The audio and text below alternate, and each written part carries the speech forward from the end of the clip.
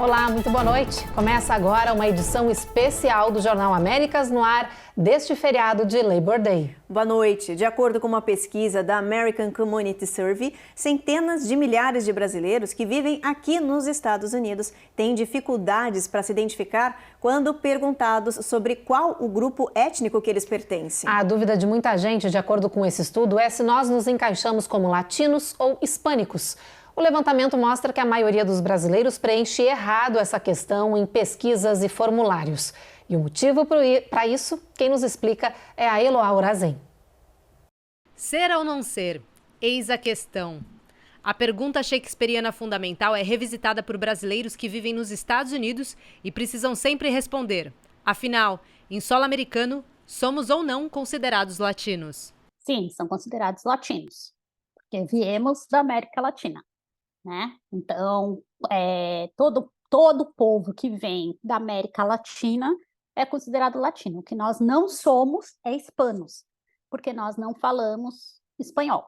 A obviedade é colocada em xeque porque diversas reportagens apontam para uma lei aprovada em 1976 pelo Congresso americano que supostamente determinou a coleta de dados no país sobre um grupo étnico específico, americanos de origem ou descendência espanhola. Essa mesma legislação teria classificado esse grupo como americanos que se identificam como sendo de língua espanhola e traçam sua origem ou descendência no México, Porto Rico, Cuba, América Central e do Sul e outros países de língua espanhola. Assim, estavam incluídos na classificação 20 países falantes de espanhol na América Latina, mas não o Brasil, falantes de português, ou outros países latinos, mas não hispânicos. Então, eu já vi essa matéria da BBC, que é uma matéria bem confusa, por sinal. Eu mesma falei assim, do que essas pessoas estão falando, né? Até onde eu sei, brasileiros são considerados latinos, mas não são considerados hispanos. Mas esta confusão não fica só entre os especialistas, não. Em 2020, ao menos 416 mil brasileiros vivendo nos Estados Unidos se identificaram como hispânicos ou latinos na American Community Survey, maior pesquisa domiciliar americana. O número chamou a atenção porque, em 2019, apenas 14 mil brasileiros haviam sido classificados dessa forma, e em 2021 foram 16 mil. Uma coisa é etnia, outra coisa é idioma, naturalidade, nacionalidade. Essa pergunta, para mim, é uma coisa muito, até capciosa, não da sua parte, mas da parte de quem faz uma coisa sobre essa. Se o brasileiro não é considerado latino, o brasileiro é considerado o quê dentro deste país? Há quem pense que trabalhar essas divisões no censo e em outras pesquisas públicas seja um desserviço, uma vez que a autodenominação possa trazer algumas distorções da realidade. Mas para quem pensa assim, vale lembrar as razões pelas quais essas pesquisas continuam sendo feitas desta maneira. Isso é importante para políticas públicas, né?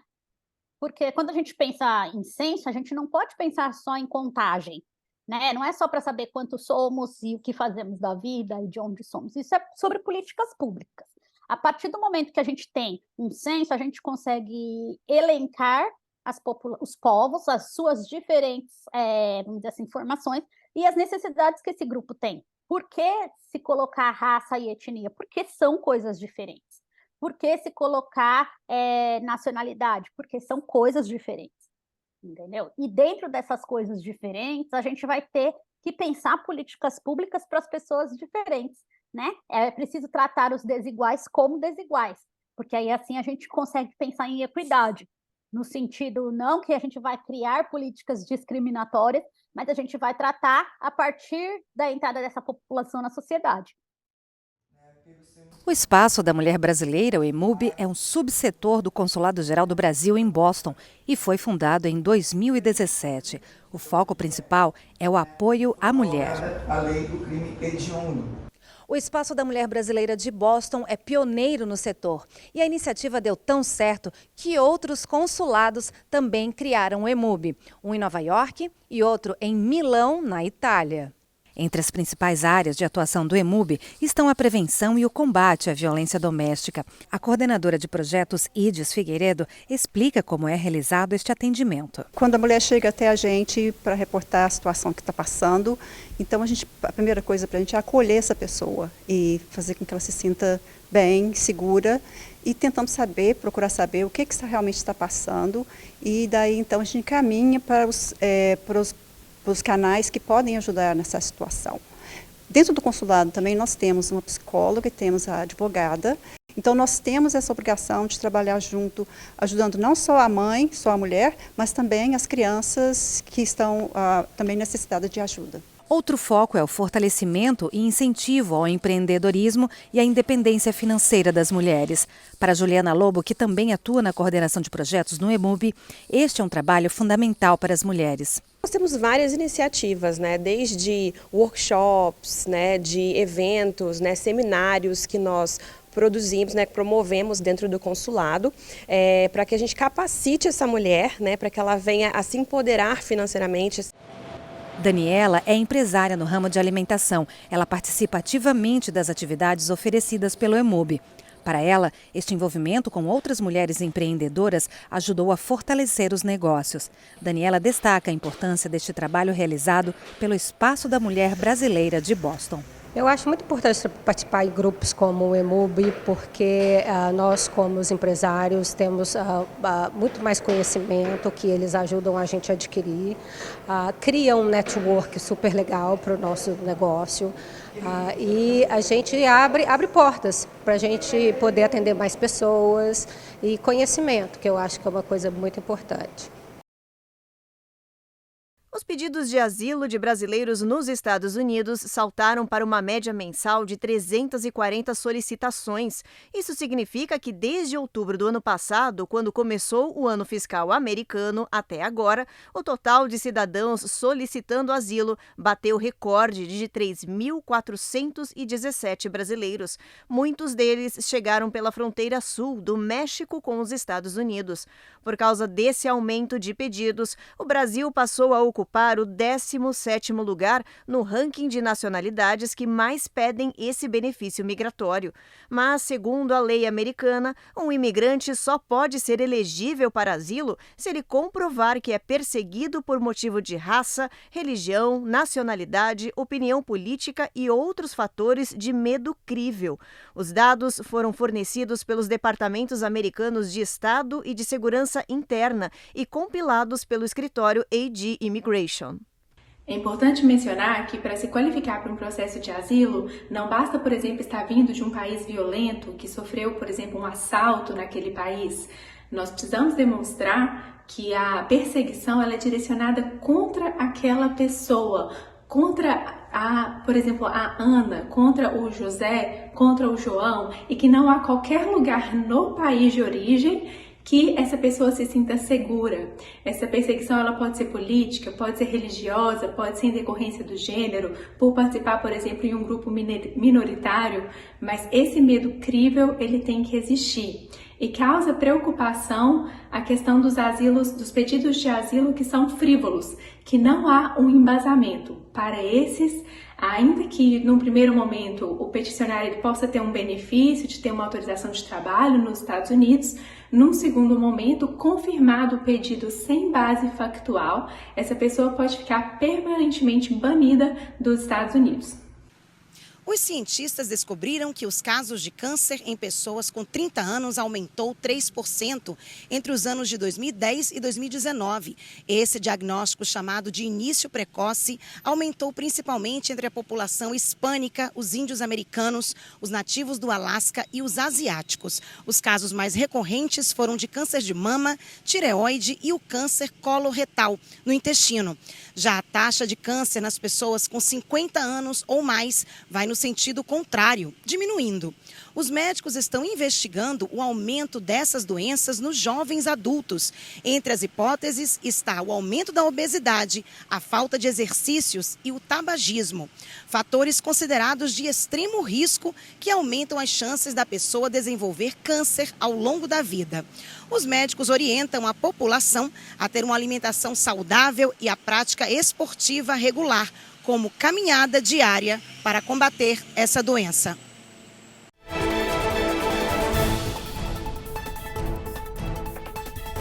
Américas no Ar. Oferecimento Rejuve Chef. Melhore agora sua qualidade de vida.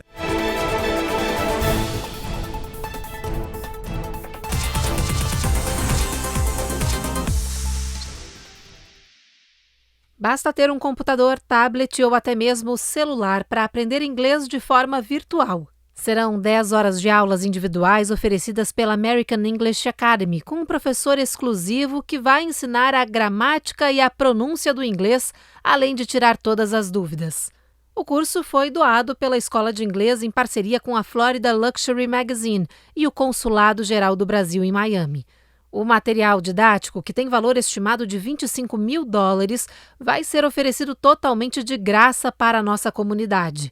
O objetivo é melhorar o inglês dos brasileiros e capacitar a nossa comunidade para o mercado de trabalho na Flórida, que está em expansão comercial e turística e está carente de profissionais que falem a língua norte-americana. Então, fique de olho nas redes sociais do Consulado Geral de Miami, porque o site para a inscrição vai ser disponibilizado lá para os interessados em aprender inglês de graça. As imagens do elevador mostram o momento em que o brasileiro saiu do hotel levando 6 malas das mulheres. Nas bagagens, coleções de roupas, joias e acessórios que iriam ser apresentados num evento de moda. Entre eles estava esse colar de brilhantes e um relógio de alto luxo. Na hora do crime, as 2 brasileiras estavam jantando fora e só descobriram o furto quando voltaram para o hotel em Beverly Hills. O crime aconteceu dia 10 de maio. A polícia disse que o brasileiro entrou no quarto das mulheres depois de enganar os funcionários. Os agentes só chegaram até Jobson Maragoni Castro, de 37 anos agora, quando ele tentou vender as joias para comércios locais em Miami. O brasileiro deve comparecer à corte dia 12 de setembro. Se condenado, pode pegar até 10 anos de prisão. Não foi revelado o status migratório dele. Uma noite rotineira de artes marciais acabou virando uma aula de salva-vidas. Aconteceu nessa Academia Brasileira de Jiu-Jitsu de Plymouth, em Massachusetts. O socorrista conta que ele e mais 2 colegas estavam treinando quando viram um amigo desmaiar de repente no tatame. No mesmo momento, Danny Riddington percebeu o que estava acontecendo: o coração. At this point, we realized it was definitely something cardiac related, so that's why we began CPR, compressions, and eventually rescue breaths as well. Foi a ação rápida de Danny e dos colegas com um desfibrilador que salvou a vida do aluno. Esta foto é de George e de seus salvadores no hospital. Ele foi submetido a uma cirurgia cardíaca na mesma noite. Os socorristas disseram que George teve muita sorte. Geralmente, eles não treinam nessa academia, mas dessa vez eles resolveram parar por lá porque estavam perto. O resultado foi melhor do que o esperado. Agora, a Academia Brasileira pensa em ter um desfibrilador no espaço e treinar os professores para casos como esse.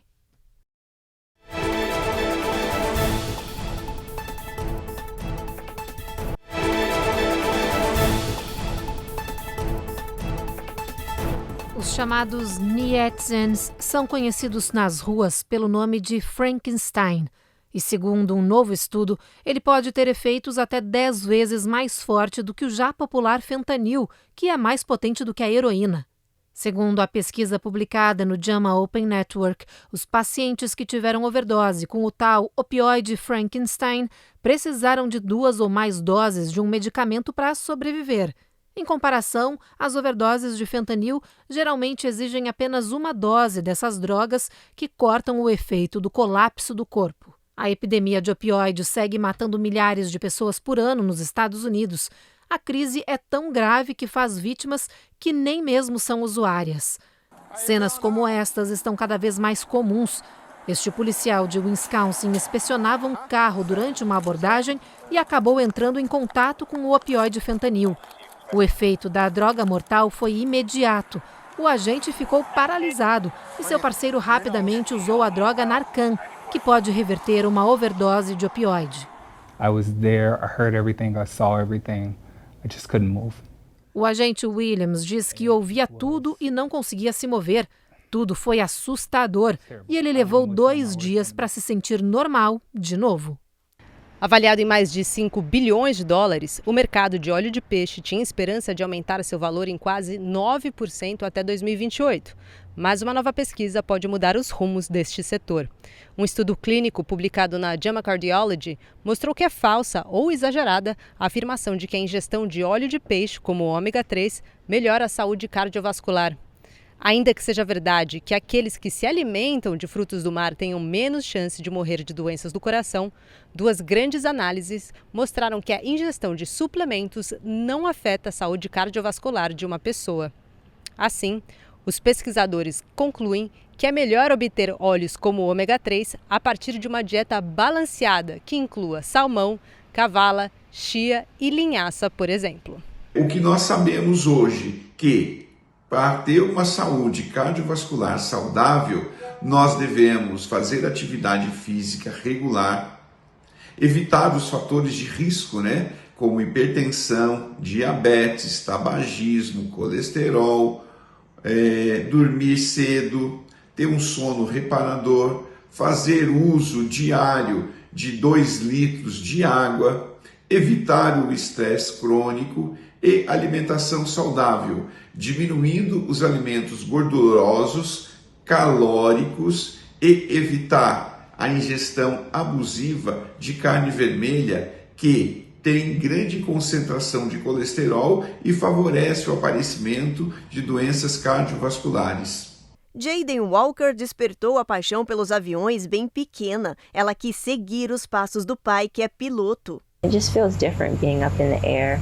Like you could see everything from a different point of view. É diferente estar no alto, no ar. É como se você pudesse ver o mundo de outro ponto de vista, disse a adolescente. Aos 17 anos, a texana provou que sonhos podem voar mais alto do que se imagina. Ela conseguiu uma bolsa de estudo feminina de aviação. Only about 3.4% of them are women. Foi a Fundação Leroy Homer quem abriu as portas para Jaden pilotar um futuro promissor. A adolescente disse que foi uma batalha difícil, já que de toda a população de pilotos, apenas 3,4% são mulheres nos Estados Unidos. Mesmo assim, Jaden afirmou que nada é impossível e que o segredo é a persistência. É preciso mudar esse tipo de estereótipo e inspirar mais mulheres para conseguir mudar essa realidade, desabafou a jovem que quer agora servir de exemplo para a futura geração feminina de pilotos. Changing that kind of stereotype and just inspiring other.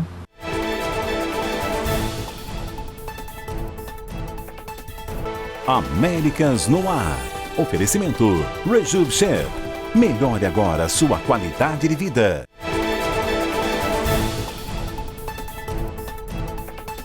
O relógio de quase 5 metros fica na calçada, na frente da Trump Tower, na 5ª Avenida em Manhattan. É tão chamativo que é considerado uma atração por sites turísticos. Mas esse relógio marcante pode estar com os dias contados. É que essa excentricidade foi instalada há quase 20 anos, sem licença ou autorização da Prefeitura de New York. São quase 2 décadas sem pagar taxas para a Big Apple. E agora, o governo municipal decidiu resolver este grande problema, feito nas cores preta e dourada. Na cidade de New York, qualquer objeto na calçada, independentemente do tamanho ou do significado, precisa ser aprovado pelo Departamento de Transportes da cidade. O responsável tem de pagar uma taxa e pedir permissão anualmente. Estima-se que o valor da taxa para o relógio de Trump seja de $300 por ano, mas o cálculo com as multas e taxas atrasadas não foi divulgado.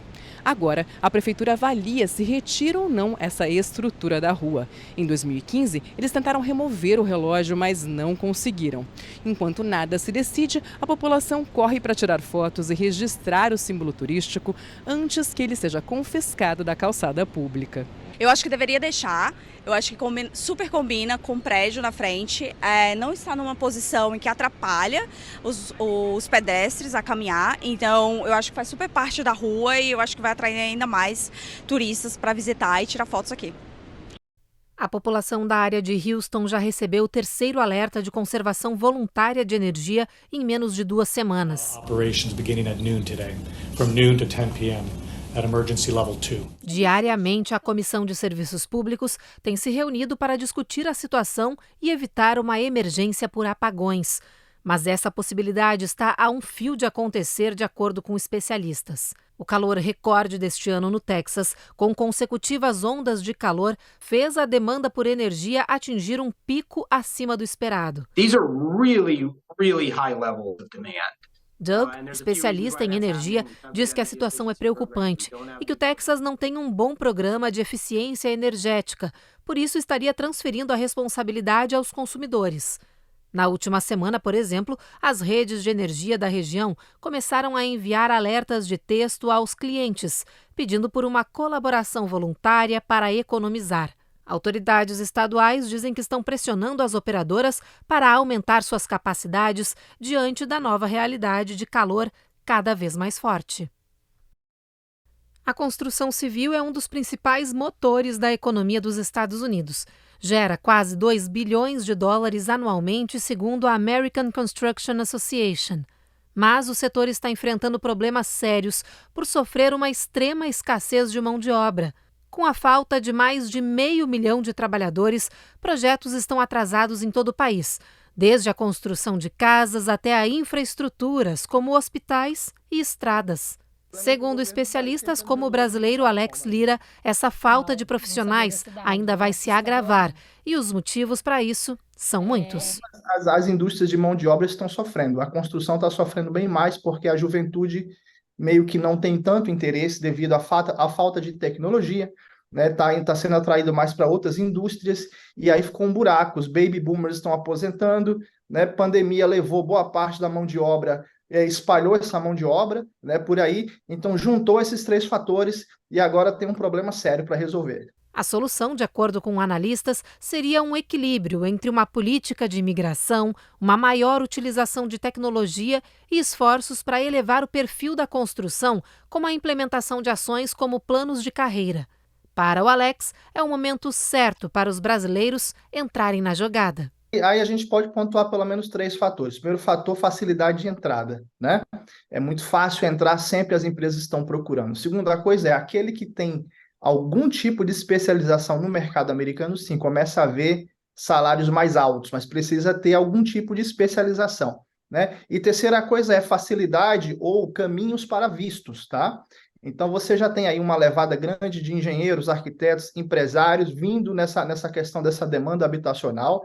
São 3,5 milhões de casas que estão em falta no mercado, então você junta a demanda, né, do déficit habitacional, mas a falta de mão de obra, você cria um vazio, e toda vez que tem um vazio no mercado, é chance para novos entrantes, é chance para quem vem, quem quer se estabelecer, quem quer ampliar os seus negócios. E para ajudar os brasileiros que querem agarrar essa oportunidade, Alex promove cursos online gratuitos, como este que está rolando nesta semana. O Raio-X da Construção é uma proposta para desmistificar o mercado e abrir os olhos dos brasileiros para um mundo de oportunidades. A demanda de brasileiros chegando nos Estados Unidos é absurda e muita gente da área da construção sabe que a área de construção é uma área que movimenta muito a economia, né, americana. E muitos brasileiros vêm do Brasil com experiência na construção, engenheiros, arquitetos, construtores, e não entendem bem como é que a estrutura americana funciona. Então, os vídeos no YouTube começou a dar bastante audiência e a gente viu a necessidade de montar um seminário um pouco de maior duração, que a gente pudesse explicar detalhadamente como que essa indústria funciona. E vai até sexta-feira, agora 1º de setembro, com a finalização, a gente vai ter uma mesa redonda com vários profissionais atuantes nos Estados Unidos, as pessoas vão poder fazer perguntas e responder as suas dúvidas. Todas as aulas ficam gravadas nesse site que aparece agora na sua tela. Lá, quem não pôde acompanhar os cursos tem acesso livre aos conteúdos. Segundo o Alex, o mercado norte-americano é perfeito para os brasileiros, que tem um diferencial que chama a atenção das empresas nos Estados Unidos. O brasileiro, ele é trabalhador, né? E a gente tem uma questão de faz tudo, né? A gente no Brasil, a gente tem esse espírito do faz tudo. Apesar da indústria aqui ser bem especializada, ela aprecia quando uma pessoa ela tem essa boa vontade de aprender uma profissão, ela tem uma questão do zelo, ela tem aquela questão do trabalho bem feito, né? Por incrível que pareça, a construção brasileira, em geral, tem um acabamento muito bom. E o profissional brasileiro, ele traz esse viés com ele. E essa edição especial do Jornal Américas no Ar deste feriado termina aqui. A gente volta a se encontrar de novo amanhã, gente, às 7h30 da noite, com uma edição inédita completinha para vocês. Vem aí agora mais um episódio da série Reis. Uma boa noite. Boa noite.